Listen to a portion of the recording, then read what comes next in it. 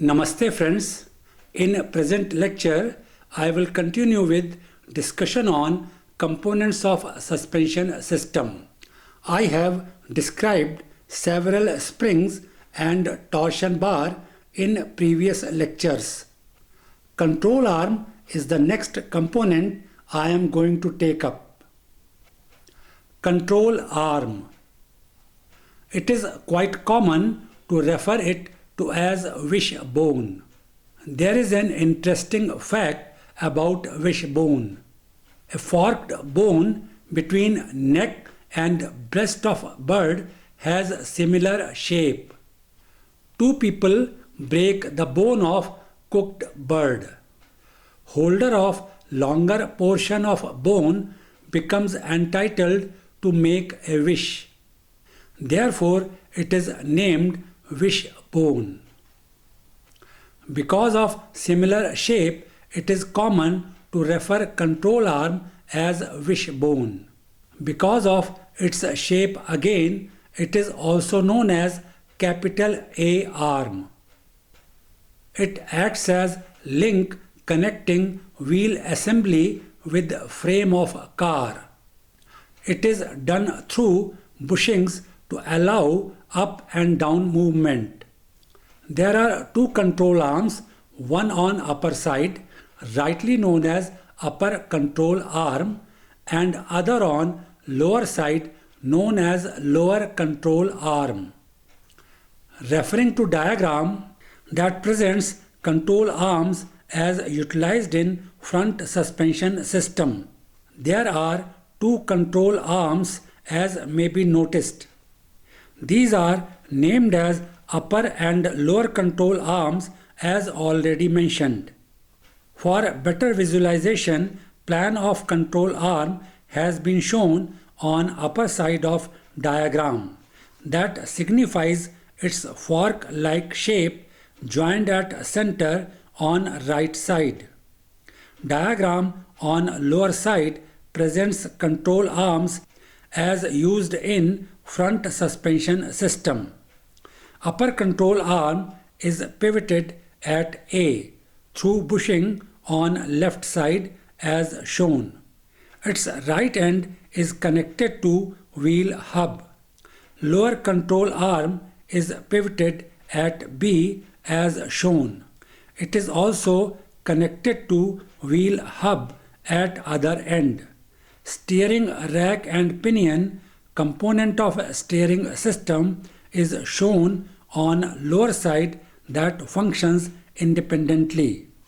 As wheel moves up or down due to road irregularities, upper and lower control arms move about points A and B, facilitating smooth ride. Coil spring supports the weight of vehicle. It also provides cushion against jerks due to road irregularities. It is located between spring socket on lower control arm and frame. In other variant of suspension system, two control arms are connected to wheel hub through strut. Strut is a vertical member. In some designs, strut is replaced by ball joints on upper and lower side. A ball joint has steel balls in socket. These allow up and down movement of wheel according to road surface.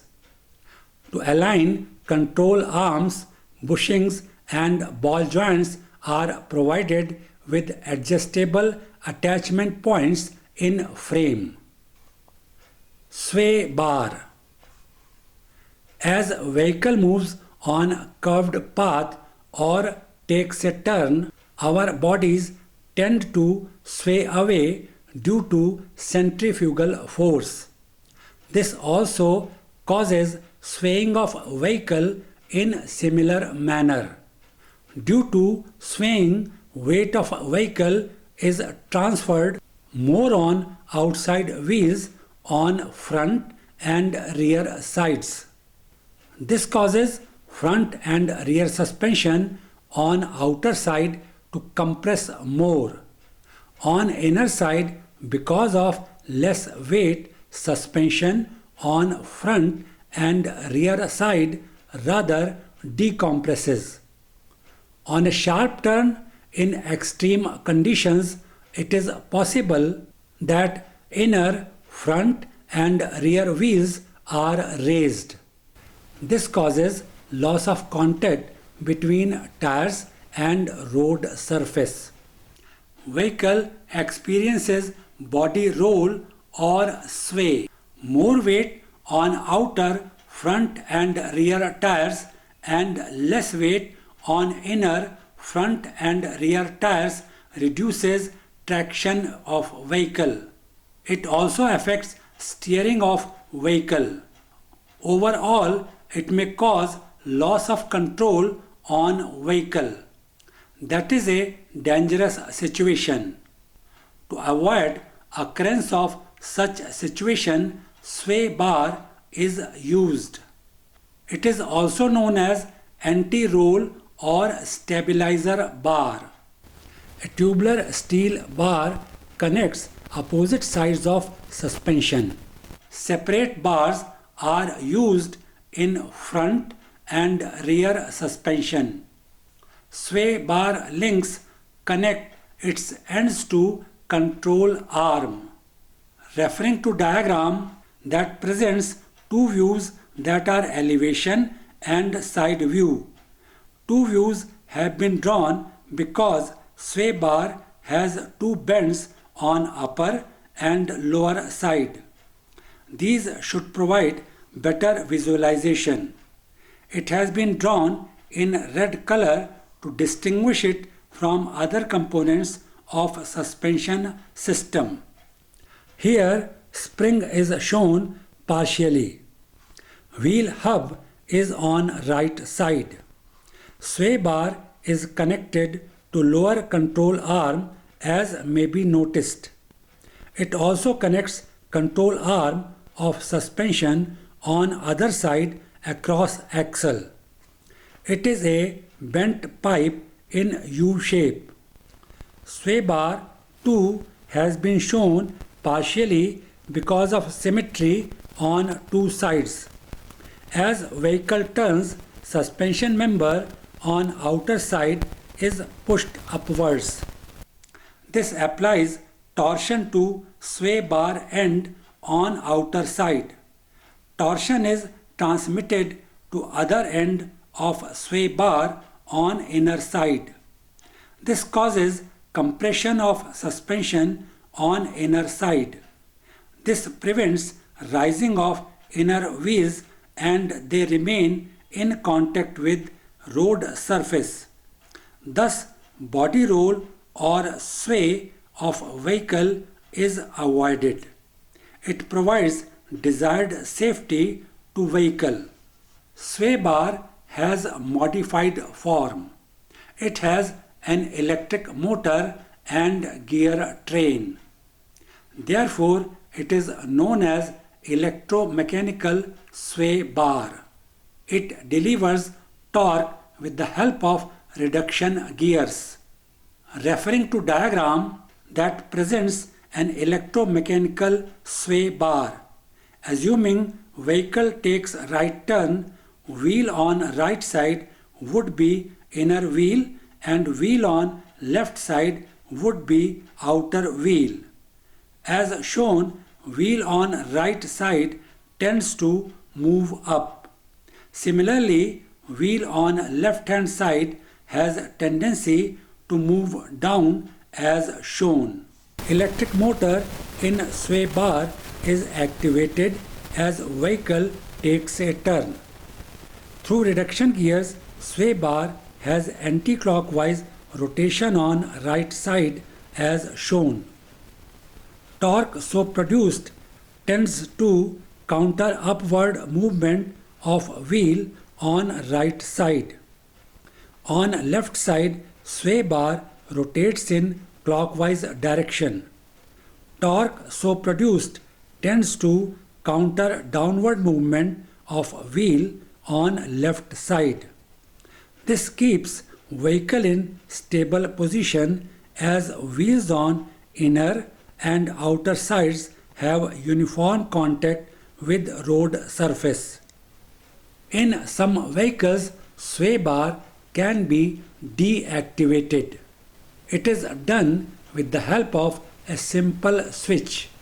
This feature is essential in vehicles meant for rough terrain.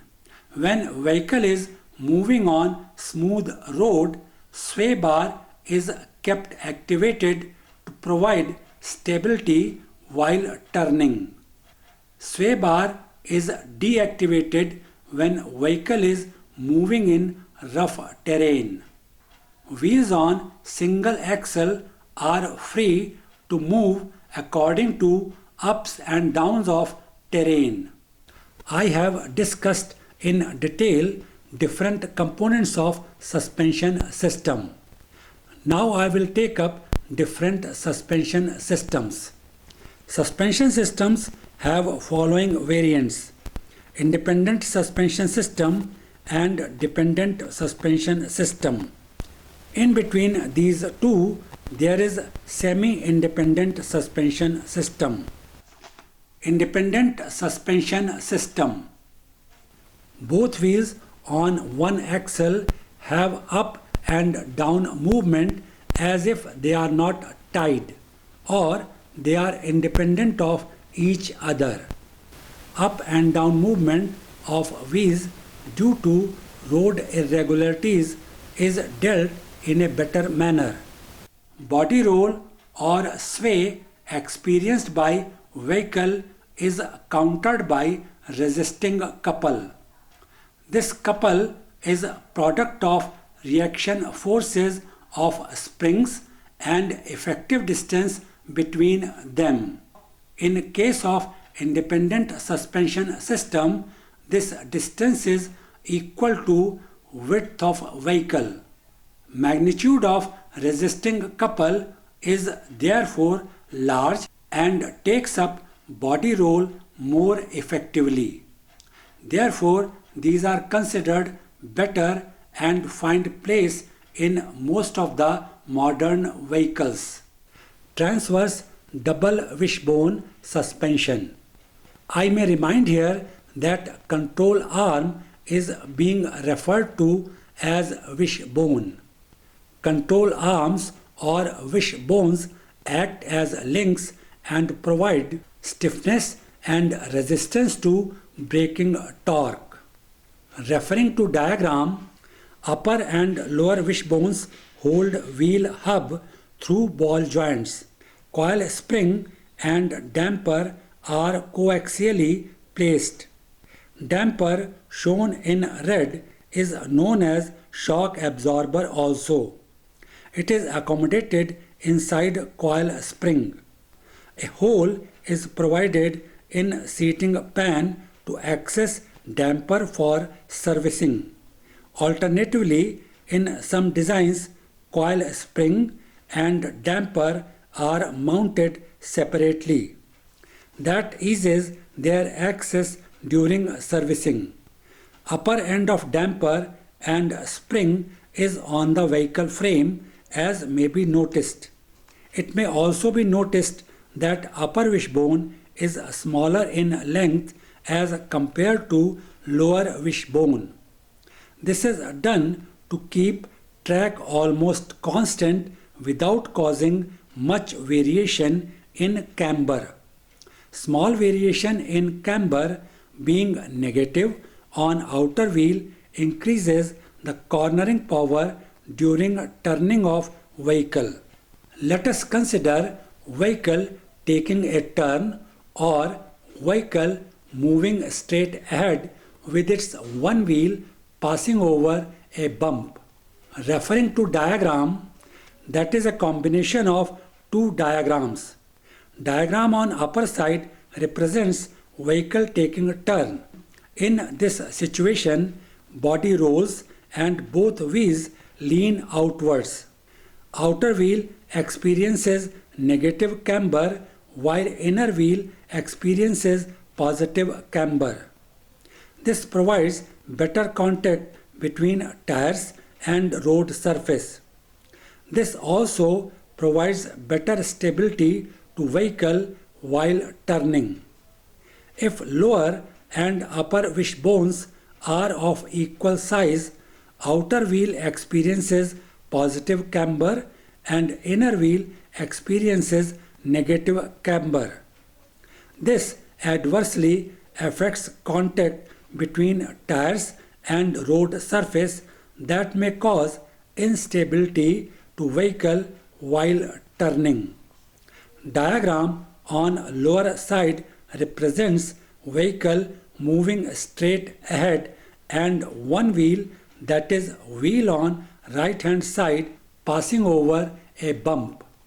As wheel moves first up and then down, individual linkage on right hand side is deflected. Coil spring is compressed. Body is not affected. It remains horizontal as may be noticed. In case of wheel passing over a pothole, system behaves in similar manner. Only difference being that spring is stretched as wheel goes down in pothole. Stretching of spring helps in maintaining body of vehicle in horizontal position. McPherson suspension. Earl S. McPherson, an engineer, developed a car suspension that was first used in 1950. It used damper acting as a strut. Wishbone that acts as link is attached to wheel hub through ball joint on one side. On other side, it is attached to frame. Referring to diagram that presents McPherson suspension.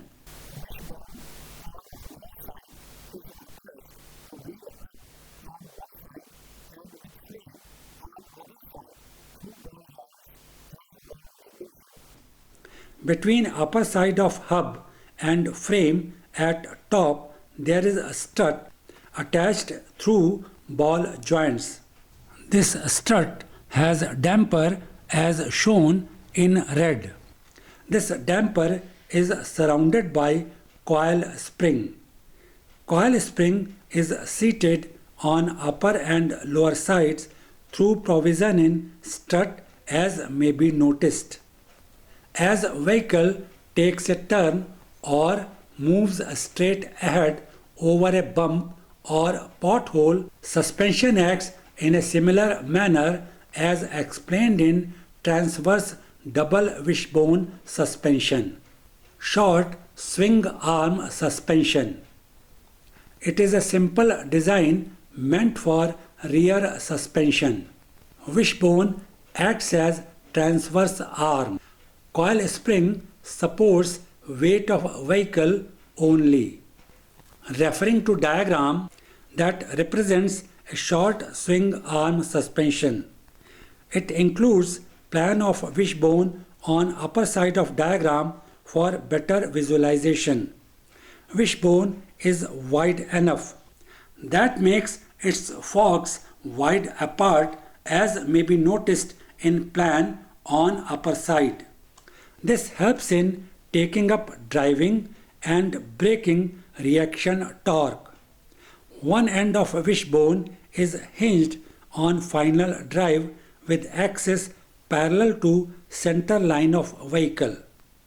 On its other end, wheel hub is mounted using ball or tapered roller bearing. Coil spring is located between frame and wishbone as shown in diagram on lower side. It is strong enough to support weight of vehicle as already mentioned. I would be talking about this suspension system in different conditions now. These are number 1 when vehicle is unloaded and when it is loaded, and number 2 when it moves on a curved path or takes a turn and when it moves straight ahead. Referring to diagram that has vehicle shown in unloaded and loaded conditions on upper side. On lower side, two situations that have been shown are vehicle taking a turn and vehicle moving straight ahead. Taking up diagram on upper side for vehicle in unloaded condition, suspension components have been shown in black, and for vehicle under loaded condition these have been shown in red.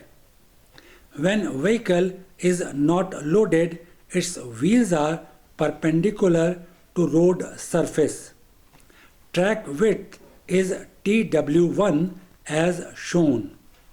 Upon loading of vehicle, as static weight increases, pivot joints of wishbones on left and right dip down by an equal amount. This has been shown in red color. This alters the vertical position of wheels.